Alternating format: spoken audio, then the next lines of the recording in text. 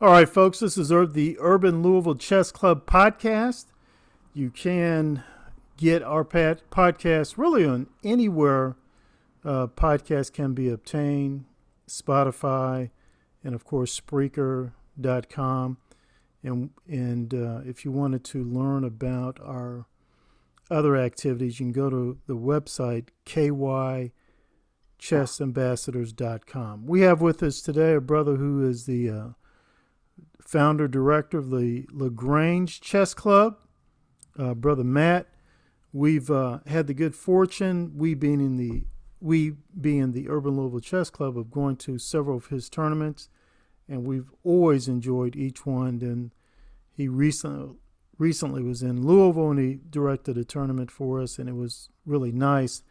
And he will be doing another one for us this November, and we hope that we continue to have this good relationship with him. He's really helped us to build the chess community here in Louisville, Kentucky. Brother, I'm glad on this Sunday afternoon you're able to take a little time away from your family to talk to us today. Yeah, Corbin. Thank you for having me, man. Yeah. It's a pleasure to be here. And brother, let's just start off by talking a little bit about yourself. How did you get started in chess? When did it happen, and how did it happen? So I started playing right around the time I was in first grade. Um, my dad taught me how to play. He wasn't really a big chess player or anything, but he did know how to play, and he taught me. So pretty much everything up to this point, I owe him. Uh, I never actually played scholastically or anything. I played with friends at school, but I was never on a team or anything like that. Um, Looking back, that's something I probably would have done if I could go back and do it all over again. But yeah. So when did it become a little bit more, I might say, intense for you? You know, did you ever join a chess club or a team? Uh, Not really, no. Um, I got away from it about the time I was in high school. Um, and then probably 3 or so years ago, really got back into it. Um, Started playing a lot online, mostly. Mm-hmm. Mm-hmm. Um, so yeah, I got away from it. I kind of got discouraged by like the memorization aspect of it. Mm-hmm. It started to seem like if you couldn't memorize as much as everyone else, then you wouldn't be able to compete. You know what I mean? Okay. Um, and then I guess a few years ago, I just saw that that's really not all there is to it. You know, Right. it's you can be a good player without knowing every variation of whatever opening or Right. yeah. So Yeah, I couldn't. Yeah, I couldn't agree with you more. That's one thing. One thing I try to emphasize to the players I teach, train, coach, is that no, we're not going to go into what some people do, where they'll have things memorized all the way down to the 12th, 15th move. I mean, it's just absolutely amazing. I try to emphasize teaching them principles. yeah. That's what I try to do, emphasizing principles. And then, of course, algebraic notation, you know, recording games and reviewing them, and reading other recorded games and just going over them and talking about them and stuff. But yeah, Yeah. your story, your chess journey, you know, it sounds very typical. Most times it's exposed to it young. It's usually the father, and then that seed's been planted. So people either move away from it, or they become more active in it. And then, you know, sometimes I have a chess coach. He's about 72 right now, but he's been playing since he was 5. And Yeah. he really was a semi-professional player in Europe, of all places. And Okay. when when we sort of connected with him, he hadn't played chess in 20 something years, maybe a little longer than that. And it's just amazing how, at least for him, it just sort of like all came back. The enthusiasm for it and telling us different stories and all. Just something about chess, man. Once you get into it, that's it. Once you've been introduced to it, that's it. It's just there. It just sticks with you. But Yeah. you eventually became, obviously, a certified tournament director. At least you're certified to do tournaments up to so many people. What motivated you to do that? I guess that came about really out of necessity. Mm. I started this club about a year ago, October of last year, 2020. And there was just really nothing going on with chess at that time. Obviously, the pandemic had a lot to do with it. Yeah. Um, but I wanted to be able uh, to play rated games and earn a rating. Yeah. And the best way for me to do that was to become a director and get people together, and go from there. So I originally intended on just doing like real small tournaments and playing in most of them. Um, Lately, though, I've kind of shifted my focus pretty much solely to directing. Um, I feel like that's just going to take up most of my time.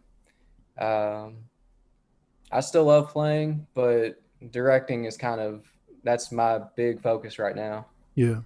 And here, speaking for the Urban Louisville Chess Club, we're very thankful that you've done that, because really you are the first. As people are sort of coming out of the fog of the pandemic, one of my players contacted me and said, "Coach, boom, we have this opportunity to go play over the board in Grange," and that was it. We jumped on it, and we've really appreciated you doing that, because we've been looking for a while. As you know, you've done online stuff. There's just something missing when it's just online. There's something really that is more added to it when it's over the board. Yeah, it's that feel of the pieces. It's just being able to see your opponent. Right, right. That's it. Online is just not the same at all. It's not, brother. It's not at all. I have one of my players, Chessmaster P. He plays a lot online, but boy, you give him the opportunity to do over the board, he's there. He's there. Yeah. He's there. A lot of my players are like that. So, let me, before I go into this next question, I want to say to folks, this is Coach. We're doing the Urban Louisville Chess Club podcast. You can look me up. You look up the Urban Louisville Chess Club. We have a Facebook page called Urban Louisville Chess, and we also have a website, kychessambassadors.com. Brother, doesn't the Grange Chess Club, don't they have a Facebook page too? Yes, sir. LaGrange Chess Club is how you'll find us. Just search for that on Facebook. That's where I post all tournament results, announcements for upcoming tournaments. So yeah, check us out. Yeah, that's great. We'll constantly encourage people to do just that. And you talked about, I remember the last tournament you did for us, and you posted the results. You put them there on the board, and that was man, that brought back so many great memories, man. We really appreciated you doing that. I know half a dozen pictures of the daggone thing. You think it was the Mona Lisa, but it means so much to actually see stuff, to see it. Yeah, I think the players really, they love to see standings and wall charts and stuff like that. And as a director, sometimes I end up just kind of sitting there bored. So yeah, I like kind of putting that stuff together when I have the time. That's great. Do you now? You've done your stuff in Grange. Obviously, you've been here in Louisville. Are there other cities you've hit? You've directed tournaments? No, at this point, it's just been LaGrange and Louisville. Yeah. Well, I'm surprised, but I think once your name sort of gets out there, I think a lot of people are going to be contacting you, because I know a lot of coaches were just coming out of the fog of this pandemic, man. we're just really thankful to see somebody saying, "Hey, I'm willing to do an over the board tournament." And I noticed you do a lot of your stuff at the Grange Library. Is there a reason for that? Um, that's really the only place that I've been able to get into, really. Okay. Um, I've tried like restaurants, the community center out here in LaGrange, Mm-hmm. but the library has been really the only place that I've been able to reserve an actual space to hold Right. tournaments. Right. Um, and the deal with that is I'm not allowed to charge an entry fee, which is great for players. Players love that for sure, but with that also comes no prize fund because Right. most prize funds I think come from entry fees. That's Uh, correct. so that's definitely something I wish I could do, and look for that in the future. I've got my eye on a couple places to be able to hold tournaments where I can actually, offer a decent prize for Right. players. So Yeah, I hope you work that out. I hope that turns out positive for you. Here in Louisville, a few years back we lost a legend, Steve Dillard, and he used to do cash prize tournaments all around the city, mainly at restaurants. Before he died, he did one at Myers, and he called it Monday at Myers. The entry fee is like $7, and you know, I noticed that the young people in particular, they really enjoyed going in there and being able to compete for a prize fund. My daughter definitely did. One year, she actually used her prize money to buy gifts for her mother and her sister. So yeah, it was really something. There is something about competing for something, whether it be a medal, trophy, or cash. I usually give out gift cards. There is something that little added incentive. Not yeah, only, definitely. yeah, it's good there. And brother, do you have any family members who are with you in this endeavor, or is just strictly you? I've got to give a shout out to my wife. She's been a huge support for me throughout this whole thing. Mm-hmm. I mean, anything I need help with, just random stuff, anything. Mm-hmm. She's there to help me. So I've got to give a shout out to her. Um, Does she play? she does. Yeah. Oh, okay, all right. And she Yeah. have a national ranking? She does. I Okay, I believe she's still provisional. She's almost at that so it's 25 games is right. where you get that established rating, and she's almost there. Wow. Okay. Yeah. Well, brother, this you'll be doing a tournament for us this November 13, and immediately after that, I'm doing a workshop where I'm trying to get people to come together and just talk about how we can get more girls and women involved in the Kentucky chess scene. Get them involved not only as players but as certified coaches and as tournament directors and things like that. Because as you know, there's that attrition rate. As a lot of times, as young people as they get older, there's an attrition rate, but the attrition rate for girls is much higher than it is for boys. And Yeah. so then it sort of creates this really odd imbalance where, 85% of players across the nation are males. Um, so I know the United States Chess Federation, they're trying to see what they can do to sort of reverse that, to get more women involved and to keep more women involved.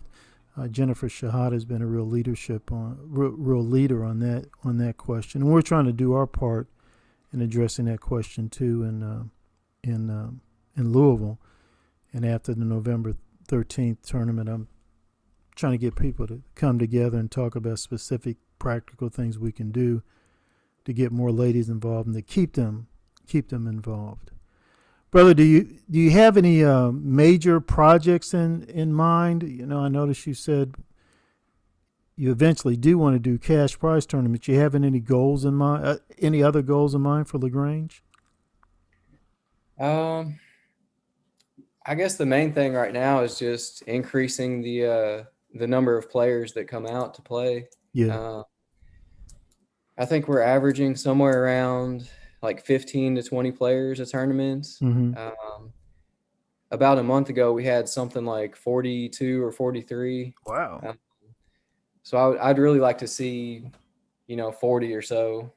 But Right. yeah, I guess that's the main thing for me is just increasing the number of players that we get. So if we go to your Facebook page, though, is there somewhere where we can donate to the Lagrange Chess Club? Um, I actually have a GoFundMe that's Okay. separate from that. I believe if you go to the GoFundMe website and search for Lagrange Chess Club, you should be able to find it on there. Okay.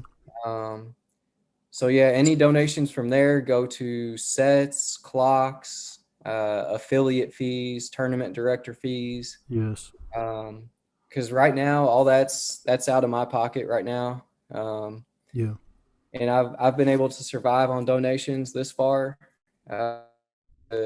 Everybody who's donated, um, y'all have just been y'all have been great. Couldn't do it without y'all. Yeah. And well, I know you won't say it, but I will, because I'm not someone who holds my tongue.